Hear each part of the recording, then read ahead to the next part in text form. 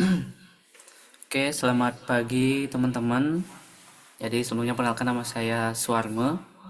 Jadi di sini saya menggantikan Kak Bintang untuk menjadi moderator dalam episode kelima dari P2KE seperti itu. Yang dimana sekarang untuk topiknya itu adalah business case. Jadi pada kesempatan ini kita sudah kedatangan narasumber yaitu Kak Arta. Jadi Kak Arta ini merupakan alumni dari Stikom Bali di mana sudah 2 kali mendapatkan hibah dari program P2MW. Saat ini Kak Arta sendiri merintis dua usaha. Yang pertama itu adalah shop warehouse dan toko event. Yang dimana toko event ini saya sempat nyari ya di LinkedIn yang dimana sudah sampai eh, partner ke Jakarta seperti itu. Jadi tanpa berlama-lama, saya persilakan Kak Arta untuk mulai presentasinya. Jadi sebelum Kak Arta mulai presentasinya, buat teman-teman yang sekiranya nanti ada pertanyaan bisa melalui kolom chat seperti itu ya. Untuk waktu dan tempat, saya persilakan ke Kak Arta. Terima kasih. Oke, Suarmo, terima kasih atas waktunya. Ini saya izin share screen ya pertama. Oke, udah kelihatan Kak. Oke.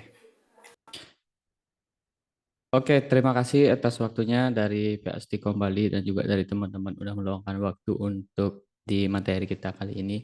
Nah, kemarin juga Kak Bintangnya chat saya untuk bantu sharing, infoin ke teman-teman gimana merintis sebuah usaha kayak gitu. Nah, jadi di topik pertama ini saya kasih judul A Journey of Resilience. Jadi ini usaha. Oke, perkenalkan nama saya Arta. Saya juga alumni dari Stikom Bali. Saya udah lulus di tahun 2023 kemarin ya. Nah, saya juga sekarang merintis usaha itu udah dari semester 4 kalau nggak salah. Jadi semester 4, semester 5 itu saya bangun usaha pertama saya yaitu Exofa Indonesia. Nanti akan saya jelasin lebih detail tentang Exofa Indonesia. Nah, setelah itu eh, saya membangun usaha lagi yaitu toko event. Sekarang masih eksis toko event. Sampai akhirnya saya bangun PT itu PT Harta Karyana Utama dan juga saya lanjutin untuk sampingan yaitu software house gitu. Oke, kita mulai dari 2021 yaitu tahun di mana COVID ya. COVID, lockdown semua, tapi saya all in bangun bisnis. Pas lockdown saya launch bisnis, pertama saya itu Exoba. Sebenarnya launchnya 2020, tapi akhir. Terus 2021 akhirnya saya ikut Inbase akhirnya saya ikut program yang namanya ASMI pas itu. Akselerasi Startup Mahasiswa kayak gitu. Nah, di sini itu saya sadar ternyata ada kesalahan saya kenapa bisnis Exopa saya ini akhirnya bangkrut di tahun depannya. Karena saya salah nargetin market. Exofa ini fokusnya itu ke freelance marketplace. Jadi mungkin kalau kalian tahu itu ada Fastwork atau 1000 Lancer. Sebenarnya dulu pemainnya belum belum banyak banget ya. Makanya saya pengen bangun itu. Tapi saya punya mentor dan mentor saya meminta untuk fokusnya ke bagian fotografi, videografi adat untuk masyarakat Bali. Saya tahu tuh nggak ada marketnya. Mungkin ada marketnya, tapi realistis saja. Kalau misalkan kalian ngadain acara adat, misalkan kayak ngapen segala macam, kalian nyari fotografer. Kalau misalkan pun nyari, pasti kontak yang tahu-tahu aja kan, yang kenal-kenal aja gitu. Ataupun misalkan wedding itu pasti yang kenal-kenal aja, karena mau hasil yang terbaik kan kayak gitu. Nah akhirnya bangkrut tuh. Di sini saya pelajarin Red Ocean sama Blue Ocean gitu.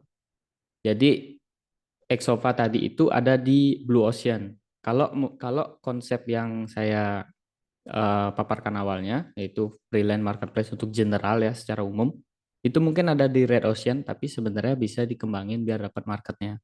Tapi karena ini Blue Ocean bener-bener nggak ada marketnya gitu, mesin-mesin baru. Perlu effort, perlu banyak spending mungkin kalau pengen bener-bener bangun eh, bisnis di Blue Ocean. Itu jadi pelajaran pertama saya itu cari target market yang beneran udah ada. Dan kalau bisa tuh di tengah-tengah Blue Ocean sama Red Ocean. Jadi ya masih banyak marketnya, tapi juga nggak dikit-dikit banget. Walaupun persaingannya itu banyak, tapi marketnya ada. Dan bisa dikembangin selanjutnya setelah itu. Gitu. Itu yang saya cerita tadi, saya ikut akselerasi secara mahasiswa dan Exova itu jadi top 50, walaupun nggak ada kliennya, tapi top 50 karena konsepnya bagus. Konsepnya itu bagus dan belum ada gitu. Karena kan yang dicari itu keunikannya kan. Kalau ikut misalkan ASMI atau P2 MUI kemarin, itu yang dicari itu uniqueness sama berguna nggak buat masyarakat kayak gitu. Jadi kalau misalkan kalian mau ikut program kayak ini, pastiin bahwa itu benar-benar unik dan eh, berguna buat masyarakat. Yang paling penting tuh sih berguna buat masyarakat karena kita harus ngasih impact kan kayak gitu. Terus 2022 ya akhirnya ini experience dan kesalahan saya yang lumayan besar juga di tahun ini. Tahun yang isinya stres saja menurut saya, tapi belajarnya banyak juga. Nah, Exopa tadi itu udah nggak terlalu jalan. Saya udah sadar tuh 2022 udah ini nggak jalan nih. Saya udah spending lumayan banyak pas itu. Jadi pas itu dapat hibah yang diceritain sama Suwarma tadi, dapat hibah. Pas hibah pertama itu saya pakai di Exova full itu nominalnya kalau saya boleh sebut tuh di angka 25 juta. Itu saya pakai FB Ads 50%-nya FB Ads bener-bener FB Ads, sisanya pakai development, pakai kembangin web dan nggak ada satupun user yang register, bahkan nggak ada transaksi pun. Jadi bener-bener kayak, wah ini useless banget nih. Ini emang mau spending kayak gimana nih? Kayaknya nggak bakal bisa deh. Kayak strateginya udah salah, marketnya juga udah salah nih, nggak bisa. Kira 2022 tercetuslah ide untuk bikin toko event gitu. 2022 awal, bulan Maret tepatnya, saya launch toko event. Baru beroperasi itu di sekitar bulan Juni apa Juli ya. Itu pertama kali toko event bantu Stikom di konsernya eh apa ya kemarin ya lupa. Terus di sana lumayan transaksi lumayan naik. Akhirnya kerjasama juga lagi eh, sama event-event lain di luar Bali gitu. Nah, 2022 ini saya ikut kegiatan. Kalau boleh ngasih saran, kalian yang masih mahasiswa tuh akan lebih baik kalau kalian benar-benar ikuti semua kegiatan, misalkan kayak seminar, webinar tuh ikutin aja. Apalagi ada acara kayak misalkan dulu itu business matching gitu. Sering banget saya ikut business matching dulu, jadi benar-benar bisa presentasi langsung depan depan investor, depan orang banyak. Itu karena skill bener-bener sangat berguna buat kalian ngedeal sama klien nanti. Skill skill bicara tuh benar-benar berguna. Jadi sebanyak-banyaknya ikutin acara-acara kayak gitu kalau benar-benar kalian pengen rintis bisnis gitu. Belajar networking, cari teman, cari partner bisnis. Di sana kalian bisa dapat gitu daripada diam di rumah misalkan. Nah, di sela-sela toko event tuh naik. By the way, toko event tuh di 2022 akhir baru beberapa bulan berdiri itu udah nyentuh di angka ratusan juta transaksinya, omsetnya lah bisa dibilang. Itu udah ratusan juta dan kena masalah, benar. Kalau udah bisnis naik pasti ada aja masalahnya. Jadi 2022 itu toko event sempet kesenggol dikit sama salah satu oknum. Jadi ceritanya gini, jadi toko event itu pas itu lagi naik-naiknya. Adalah orang yang pengen make nama toko event gitu buat kayak buat nipu gitulah. Nah, akhirnya kena tuh. Ada salah satu influencer lumayan terkenal, terkenal banget malah. Followernya 1,5 juta. Terus sekarang dia jadi DPR RI. Nah, dia yang kontak aku langsung di toko event. Langsung lah aku telepon via WhatsApp kalau klarifikasi kalau ini nggak ada. Oke, langsung tak buatin surat, cap materai langsung tak kirim ke pas itu kejadian di Gresik di Jawa Timur. Langsung aku kirim surat ke Polres langsung clear masalahnya dan saya akhirnya temenan sama itu sama influencernya itu. Jadi bisnis itu pasti bakal ada masalah kalau udah naik. Tapi saya selalu ingat kata-kata dari John D. Rockefeller, ini salah satu panutan saya juga. Jadi dia bilang dia selalu eh, apa namanya? Dia selalu membuat bencana itu jadi sebuah kesempatan gitu. Jadi walaupun saya kena bencana tadinya, walaupun nama toko event itu dipakai sama oknum, saya manfaatin balik walaupun saya sempat diviralkan, bukan sih saya, maksudnya toko event itu sempat diviralkan sama influencer itu. Makanya kita klarifikasi, saya balikan, jadi saya jadiin kesempatan akhirnya. Dan setelah itu beneran toko event bener-bener nambah kliennya, malah nambah banyak. Dan ada juga yang dia kenal tuh dari masalah ini. Jadi ini bener-bener kayak, oh dapat endorse gratis nih gitu, tanpa bayar dapat endorse gitu. Yang penting kita di jalan yang bener aja gitu. Walaupun itu karena masalah, tapi yang penting kita di jalan yang bener aja. Itu kita bisa manfaatin untuk mengembangkan bisnis, untuk buat bisnis itu lebih dikenal lagi kayak gitu. Tapi ya jangan cari masalah. Maksudnya kalau misalkan kayak kalian kena hal yang sama, kalian bisa balikan. Jangan kayak aduh males males nih bisnis lagi nah, udah kayak gini gitu. Karena saya sempat juga pas itu tuh saya berpikir "Ah, kayaknya jadi PNS-nya lebih bagus lagi daripada bisnis nih. Stres aku bisnis-bisnisan gini kena masalah lagi. Tapi ya di sana serunya sebenarnya gitu. Jadi akhirnya dapat pelajaran yang bisa dipelajarin, akhirnya bisa bangkit lagi dan jadi lebih baik lagi bisnisnya gitu. Karena mungkin kalau tanpa masalah itu Toko Event nggak bakal kayak sekarang sih gitu. Jadi banyak banget diperbaikin dari sana gitu. Nah 2023 tadinya udah sempat naik lagi, kliennya udah nambah banyak, tapi 2023 ini saya melakukan kesalahan yang akhirnya di tahun ini hampir aja semua bisnis saya jatuh, nggak cuma Toko Event, tapi semuanya. Termasuk Arkaya. Oh ya, Arkaya itu PT Arta Kayana itu saya bangun 2022 akhir jadi PT. Pas semuanya udah mulai naik tuh, saya bangun PT-nya sama software house-nya gitu. Nah, akhirnya ini tim Toko Event dan Arkaya tahun 2023. Pelajaran yang paling penting adalah cari talent yang benar-benar kompeten. Jangan asal hire, jangan hire kebanyakan, karena nantinya bakal benar-benar bikin kalian kayak, oh malah operasionalnya kebanyakan daripada profitnya gitu. Jadi benar-benar cari yang A level aja. Jangan asal hire, apalagi hire temen tuh karena nggak enak itu. Jangan. Bisnis is a business. Itu kalau temen tuh beda lagi kayak gitu. 2023 juga saya dapat lumayan insight juga dari TVRI. Saya diundang kemarin TVRI Bali buat cerita untuk event sama Pak Bintang juga, sama Pak Indra juga. Terus eh, salah satu media berita juga kontak saya buat minta apa namanya detail tentang bisnis saya gitu untuk dipublish di salah satu news di Bali Konten. Nah, yang saya pelajarin di sini adalah karena saat itu saya kena shiny object syndrome. Nah, ini bahaya nih sebenarnya. Sekarang zamannya TikTok kan. TikTok tuh terkenal. Maksudnya banyak lah yang penggunanya kan. Sebenarnya di sana itu bisa terselip shiny object syndrome. Jadi shiny object syndrome itu apa? Jadi di mana kalian udah fokus bisnis nih, tapi kalian lihat orang lain buat bisnis, oh kayaknya gampang ya. Oh dia bisa dapat ratusan juta gampang ya kayaknya. Kayak mau bangun bisnis di situ deh gitu.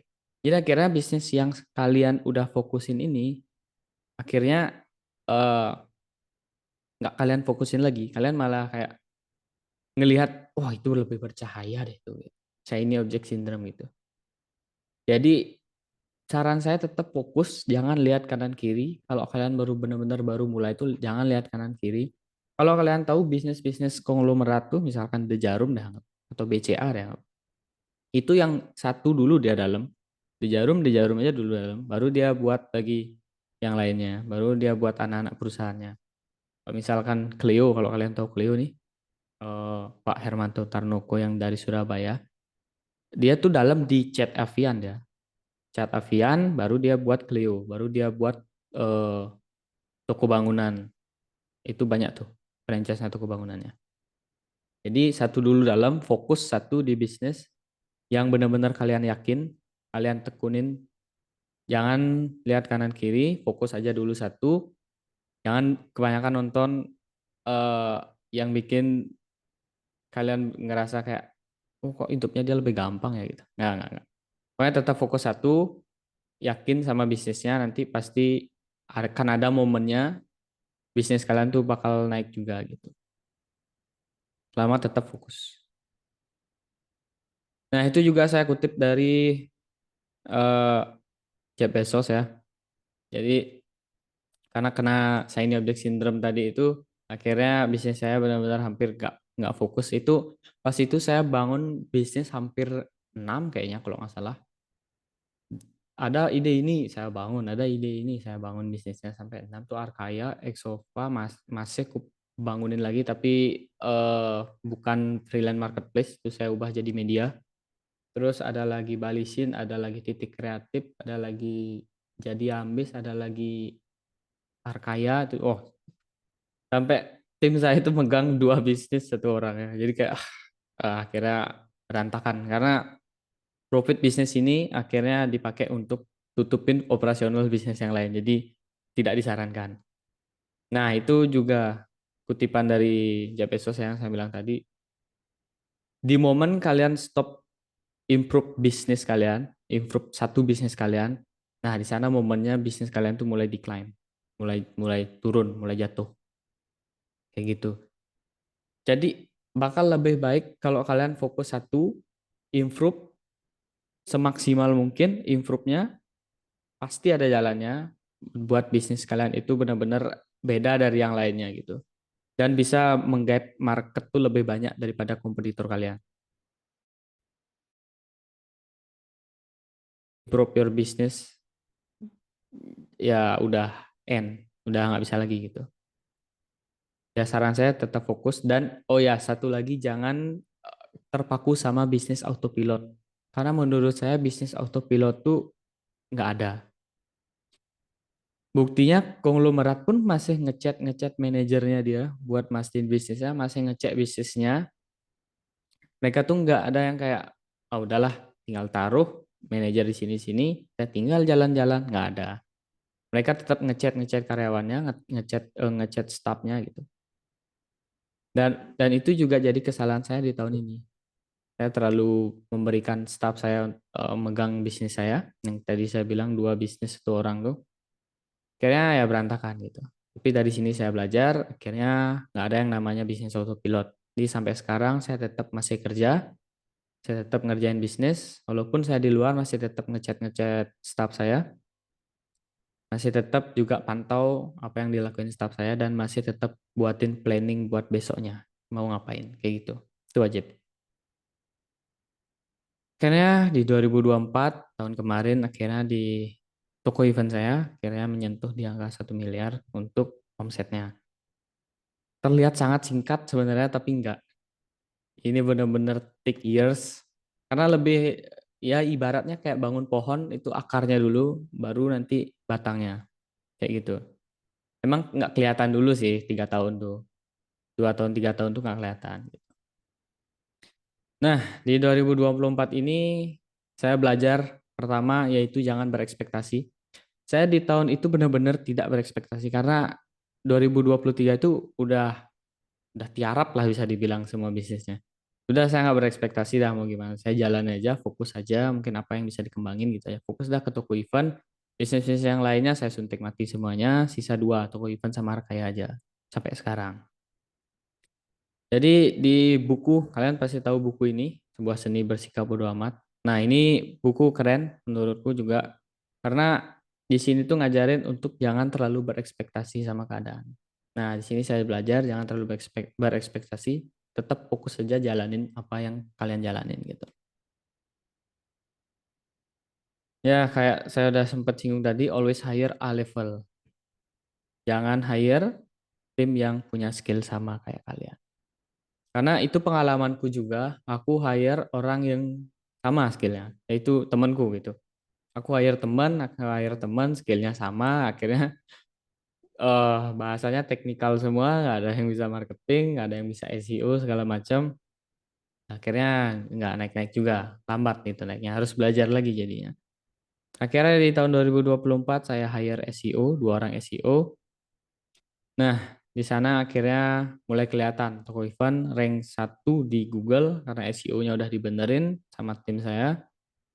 Dari sana mulai klien tuh mulai datang lagi, mulai naik lagi, sampai ya akhirnya active user di toko event itu 44.000 selama Januari sampai Oktober di 2024. Kalau kalian dari lihat chartnya itu di Januari sampai April tuh benar-benar kayak nol gitu. Cuma satu, dua, tiga gitu. Setelah itu SEO-nya baru dijalanin, oh baru langsung naik tuh. Ya sampai akhirnya partner saya, pihak ketiga, Sendit, ngirim invoice pajak juga dari total transaksi 1,13 miliar itu kirim pajak sekian gitu. Akhirnya semua udah aman.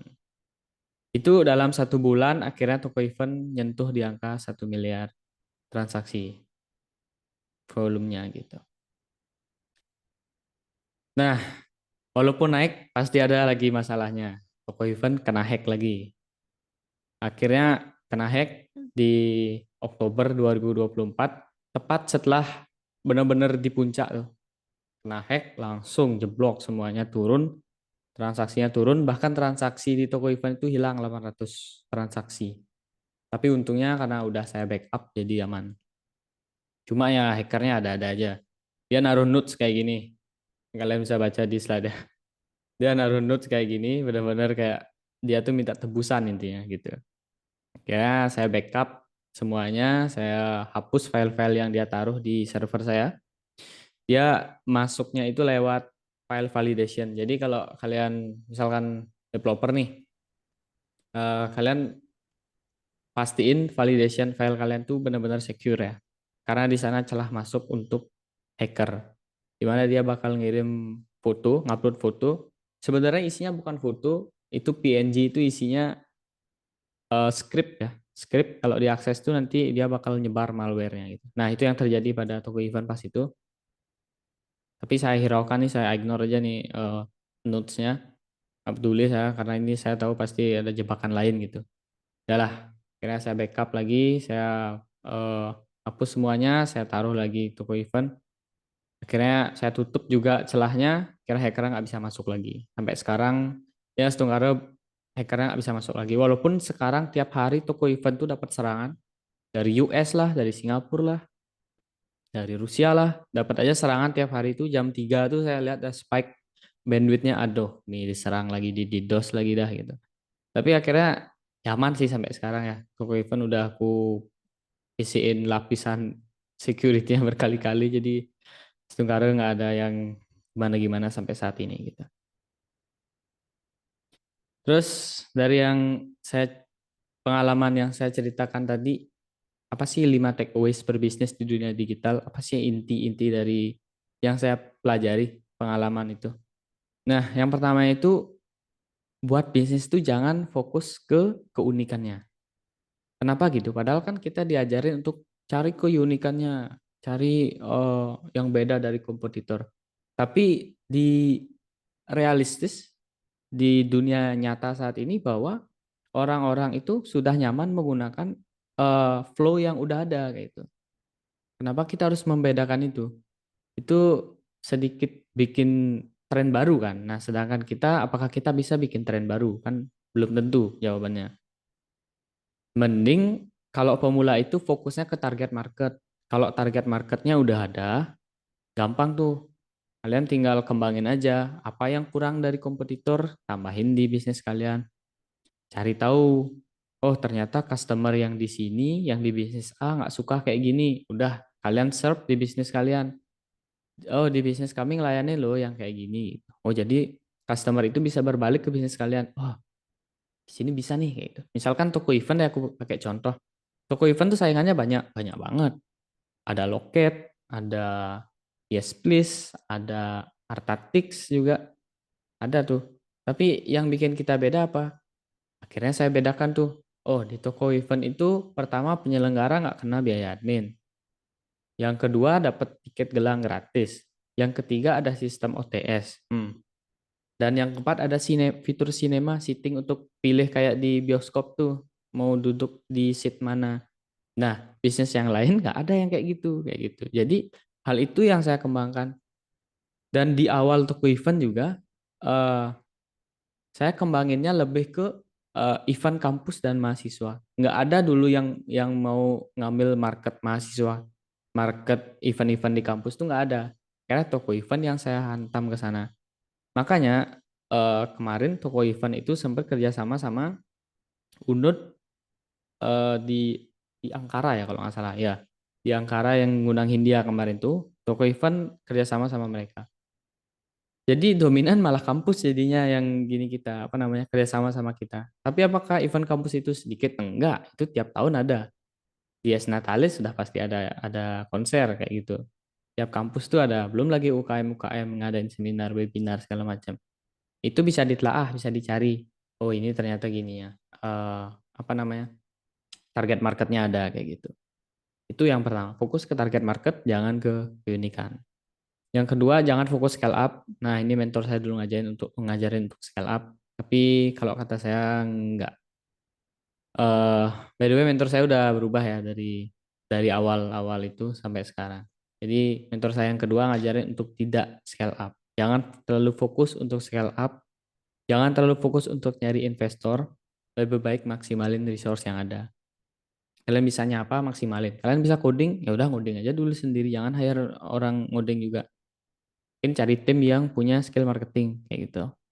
Maksimalin aja dulu yang ada. Jangan buat bisnis biar dapat seed A, seed B, investor bootstrapping segala macam. No. Toh juga kalian kalau udah dikasih uang 100 M nih sama investor, kalian mau pakai apa juga nggak bakal tahu kan. Jadi mending maksimalin diri sendiri dulu, maksimalin tim yang ada dulu. Investor tuh bakal datang dengan sendirinya. Terus yang ketiga, kalau kalian masih mahasiswa nih, masih umur 20-an, ambil jatah gagal sebanyak-banyaknya. Pokoknya belajar dari pengalaman, belajar dari orang lain, biar kalian nggak jatuh ke lubang yang sama gitu. Tujuannya belajar dari orang lain itu biar nggak jatuh ke lubang yang sama. Jadi kalian bisa menghindari itu dan bisa memaksimalkan potensi kalian dan bisa lebih cepat suksesnya daripada yang dulu-dulu kayak gitu. Terus yang keempat, jangan fokus ke bisnis autopilot yang kayak saya tekankan tadi. Jangan pernah mikir bahwa bisnis itu bisa autopilot. Nggak bisa. Pasti pasti dan benar-benar yakin 100% bahwa ownernya pasti masih ngecekin bisnisnya. Nggak mungkin dilepas asal gitu aja ke direkturnya, nggak. Pasti masih dicek gitu. Dan itu benar-benar wajib, penting gitu. Nah, yang kelima, fokus. Kalian benar-benar harus fokus dan wajib fokus, jangan lihat kanan kiri, serta improve bisnis kalian yang kalian jalanin sekarang. Improve semaksimal mungkin. Pokoknya jangan tergoda sama bisnis-bisnis lain yang kelihatannya gampang naiknya, padahal sebenarnya ya enggak juga. Mereka udah bertahun-tahun juga pasti di bisnis gitu. Tapi kelihatannya aja cepet kayak gitu. Nah, think different. Ini quotes yang benar-benar saya pegang juga dari dulu. Dan kalau kalian sadar juga PPT saya dari tadi itu saya selipin sesuatu juga. Jadi backgroundnya itu berbeda dari awal dari 2021 yang dimana saya belum tahu apa-apa. Backgroundnya itu gelap, kayak masih gelap gitu. Karena di 2024 setelah saya lebih paham sedikit tentang bisnis, lebih cerah dia, lebih terang dia. Jadi perlahan 2001, 2022, 2023 itu semakin cerah gitu. Artinya semakin belajar kayak gitu. Sedetail itu saya memikirkan untuk apa nih yang bisa dibikin eh, berbeda nih dari orang-orang lain yang biasanya presentasi nih. Apa yang nih yang bikin beda? Nah, itu saya pikirin tuh. Saya bahkan lebih lama memikirkan hal itu daripada memikirkan isi kontennya. Kalau isi kontennya kan udah ada di kepala tuh, gampang aja tinggal tulis. Yang bikin beda nih apa yang bikin orang tuh kletek inget dia gitu. Apa ya? Itu yang saya pikirkan. Itu juga saya lakukan di bisnis saya gitu. Apa nih yang bisa bikin customer saya itu semuanya ke saya ya daripada ke kompetitor ya, apa sih yang beda kayak gitu. Pokoknya itu pikirin, pikirin baik-baik kayak gitu. Gitu. Oke, mungkin segitu dulu untuk presentasi saya kali ini. Eh, Terima kasih ya untuk Stikom dan juga untuk Suara Muda moderator. Untuk waktu saya kembali serahkan ke Suarmo. Terima kasih. Oke, terima kasih dari Kak Arta. Jadi materi yang disampaikan itu sangat menarik seperti itu ya. Yang dimana poin yang bisa saya tangkap itu adalah ketika ada masalah, jadikan masalah itu sebagai kesempatan atau peluang seperti itu. Jadi sama halnya dengan bisnis. Jika teman-teman di sini baru membuat bisnis atau udah punya bisnis, jika ada masalah, jadikan masalah itu sebagai opportunity atau peluang seperti itu. Betul.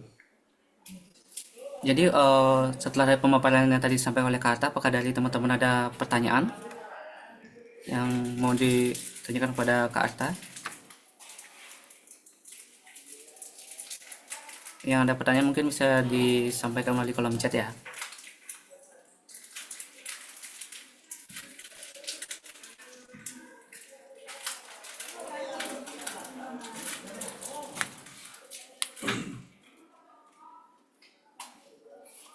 Mungkin sambil menunggu di sini dari adik mungkin ada pertanyaan Kak ya buat Kak Arta.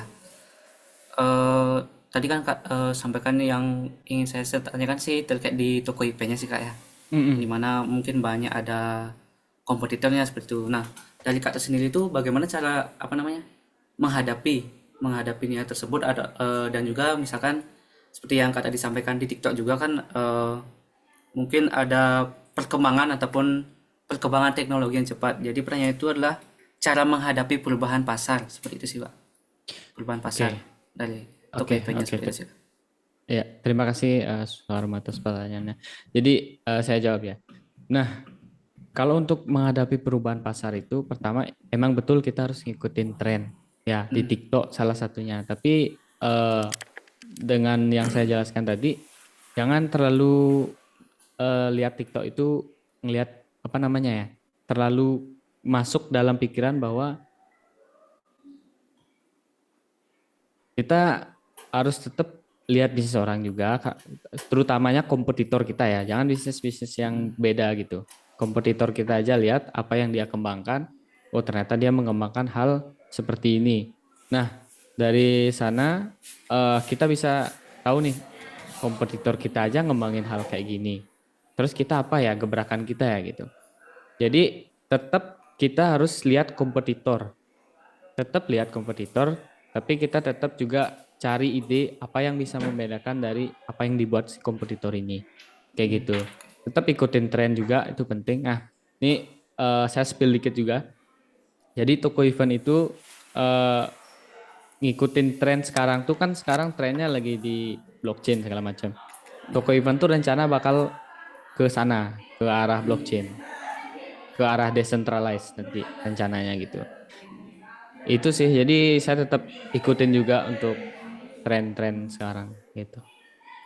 Berarti tetap ikutin pasar, habis itu juga apa namanya membuat ide yang menarik ataupun yang membuat berbeda dengan kompetitor seperti itu kayak. Iya, betul betul. Oke. Ini mungkin ada pertanyaan dari Wahyu. Jadi di sini izin bertanya sebelumnya, mohon maaf atas pertanyaan sedikit melenceng. Di sini saya mau bertanya tentang penggunaan Google Ads di dalam bisnis. Jadi mungkin pertanyaan terkait dengan menggunakan Google Ads sih kak Ah, untuk di betul. marketingnya mungkin ada gimana seperti itu. Oke, oke. Oke, dari Wahyu ya, terima kasih atas pertanyaannya. Iya, untuk Google Ads, kalau saya sih kemarin sempat pakai, tapi itu tim saya yang saya kasih langsung. Nah, Google Ads tuh perlu, benar. Google Ads perlu karena dari sana bisnis kalian bakal paling atas gitu di Google. Apalagi kalau kemarin toko event itu karena kebanyakan orang tuh nyarinya dari Google kan. Dari Google Ads tuh perlu jadi biar toko event tuh kalau dicari misalkan vendor ticketing langsung paling atas. Nah, untuk Google Ads tuh menurut saya, Wahyu, mungkin nanti bisa belajar SEO dulu pertama. Jadi kalau SEO-nya juga kurang, asal tembak Google Ads juga menurut saya kurang tepat. Jadi asal tepat dulu SEO-nya. kalau udah tepat nanti kan Google Ads tuh banyak tuh, ada tagline ini, tagline itu, ada headline ini, banyak tuh. Nah, dari sana itu Wahyu bisa cari target market yang tepat tuh yang mana. Wahyu mau cari market yang gimana, umur berapa, sekian, atau dia apa namanya eh punya spesifikasi yang berbeda kayak gitu. Jadi pelajaran dulu SEO, targeting market, baru nanti langsung diiklanin pakai Google Ads. Itu boleh tuh. Itu recommended juga dari saya. Mungkin dari Wahyu ada gini tambahan atau pertanyaan lain? Silakan ya. Gimana dari Wahyu? Aman?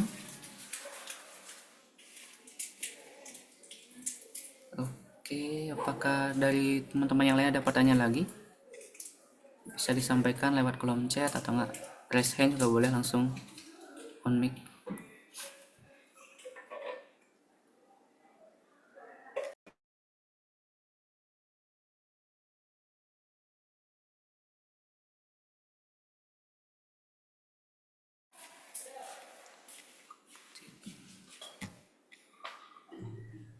Oh, itu ada tambahan lagi dari Wahyu, Kak. Mungkin saya bertanya tentang penggunaan dan fitur apa saja yang bisa kita pakai di Google Ads tersebut. Mungkin bisa dijawab langsung, Kak. Tentang penggunaan dan fitur apa saja yang bisa kita pakai di Google Ads tersebut. Oke. Pertama ya, nah ini kalau Google Ads tuh saya nggak se-expert tim saya ya, kalau Google Ads ya. Nah, ini saya jawab yang saya tahu aja.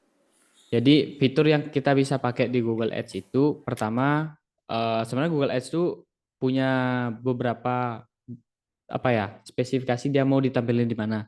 Misalkan dia bisa nampilin di YouTube juga, pas kalian pencet video itu kan ada iklannya. Ada juga di pencarian Google. Nah, yang saya tahu, saya biasanya emang pakainya di pencarian Google aja. Jadi buat fiturnya itu buat kalau kalian misalkan bisnis apa ya, anggap ya, yang selain toko event ya, anggaplah bisnis kelas gitu misalkan, kelas ngoding gitu misalkan. Kalian buat Google Ads-nya itu kelas ngoding tanpa tanpa biaya awal misalkan gitu, atau kelas ngoding termurah gitulah misalkan. Itu kalian buat aja headline-nya kayak gitu. Nanti kalian cari Google Ads yang fiturnya itu untuk di Google Search. Jadi di search engine-nya nanti muncul, bukan di YouTube-nya. Jadi nanti kalian pointing juga target market-nya itu orang yang suka ngoding kayak gitu misalkan. Pemula yang baru belajar coding kayak gitu misalkan. Nanti orang-orang itu bakal langsung disuguhin iklannya gitu. Jangan kalian cari general semuanya, itu nggak, orang yang nggak suka ngoding kan nggak mungkin juga nyari itu. Jadi nanti malah di overcost dia gitu. Costnya itu nggak efisien. Jadi itu sih Wahyu.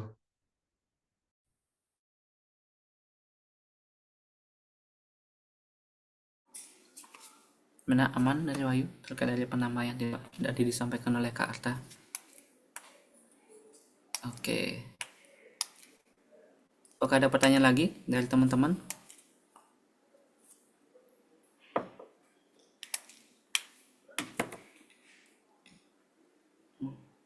Oke.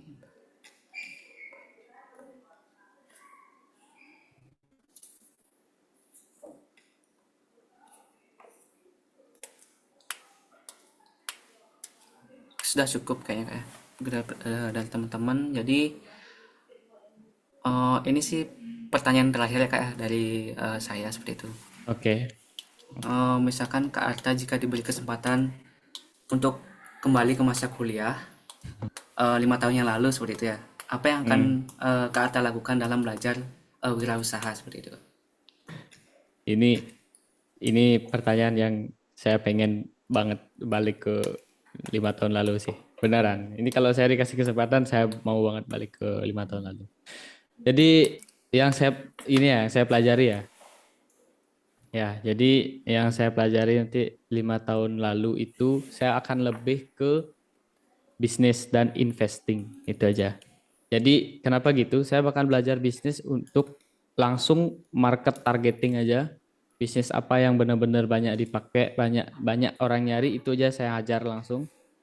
Kayak toko event nih misalkan, toko event aja saya ajar fokus, nggak usah lagi kanan kiri, fokus ajar. Saya langsung nih. Terus profitnya itu saya invest. Misalkan saya invest di Bitcoin. Jadi semua profitnya itu saya langsung invest, invest, invest. Sebenarnya agak salah sih. Mending pakai muter bisnis. Tapi ini konteksnya adalah bisnisnya itu operasionalnya udah lengkap, udah sampai bisa kembangin fitur baru. Nah, sisanya ini saya investasi, investasi terus. Jadi nggak bakal saya pakai aneh-aneh lah, nggak. Pokoknya itu fokus di satu bisnis, jangan kanan kiri. Ya kuliahnya bisa saya udahlah pakai IPK kecil juga nggak apa-apa. Yang penting bisnisnya jalan gitu sih kalau saya. Tapi jangan ditiru, jangan ditiru. Jadi itu dari saya aja sih gitu. PK kecil nggak masalah, yang penting bisnis jalan, uangnya banyak gitu aja. Itu dari saya. Realistis aja sih berpikir. Oke, oke. Jadi fokus bisnis dan investing nanti kayak Ya, kalau misalkan betul. Betul, betul. IPK kecil nggak masalah, yang penting Penting lulus. lulus saya cukup. Penting lulus. Betul. Lulus bisnis lancar. Bisnis lancar. Ya, Ya, betul. oke, terima kasih terkait dengan jawaban yang diberikan oleh Kak Arta. Jadi dari sisi ini kita sudah mendapatkan banyak insight yang berharga dari mulai dari perjalanannya Kak Arta membuat startup ataupun usaha, tantangan yang dihadapi, dan strategi untuk membangun usaha seperti itu. Akhir kata saya ucapkan kepada Kak Arta, terima kasih sudah meluangkan waktunya Kak untuk sharing kepada Sama-sama. kita di sini. Jadi pada seluruh peserta juga saya mengucapkan terima kasih karena udah berpartisipasi. Semoga bermanfaat dan menjadi inspirasi bagi kita semua. Jadi sebelum kita akhiri mungkin kita foto bersama dulu ya. Mungkin yang Boleh, boleh. yang join bisa on cam dulu.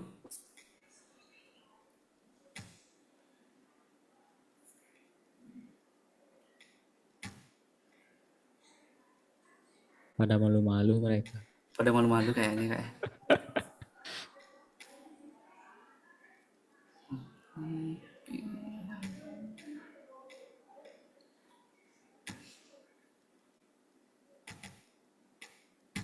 Langsung aja kalau itu kayak. Mungkin saya hitung di sini. Oke, 1, 2, 3.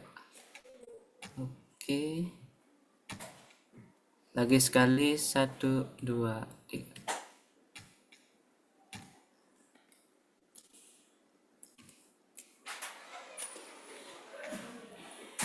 Oke, karena telah selesai sesi dokumentasi maka sharing session ataupun apa namanya P2KI episode kelima telah berakhir seperti itu. Terima kasih pada Kak Arta. Terima Jadi untuk kasih. teman-teman yang mempunyai acara mungkin sekarang ada acara bebas seperti itu. Bisa lihat. Terima kasih semuanya. Terima kasih Suarma. Aman Kak. Sip, sip. Ini udah boleh lip ya? Sudah Kak, sudah boleh. Oke, oke. Terima kasih.